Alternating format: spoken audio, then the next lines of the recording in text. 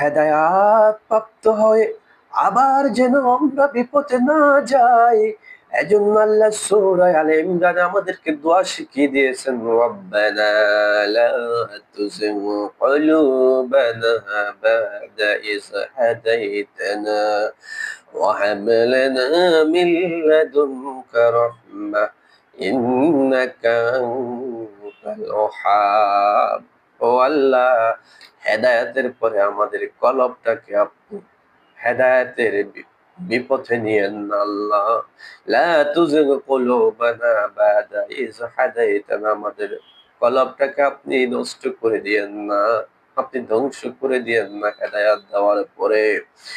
এজন্য সকাল সন্ধ্যায় যখনই সময় হয় প্রত্যেক নামাজের পরে আমরা এই দোয়াটা আল্লাহর কাছে করব।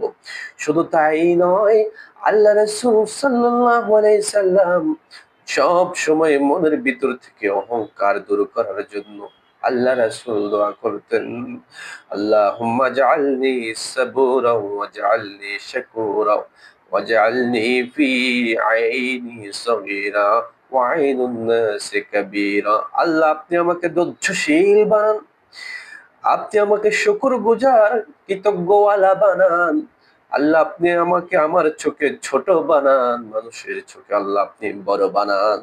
এজন্য মনের ভিতরে যখনই কোনো অহংকার আসে তখনই এই দোয়াটা পড়তে হবে। কারণ মনে রাখতে হবে বন্ধু, অহংকার আপনাকে হেদায়েতের পথ থেকে দূরে সরিয়ে দেবে। অহংকারের কারণেই আপনার ধ্বংস আসবে।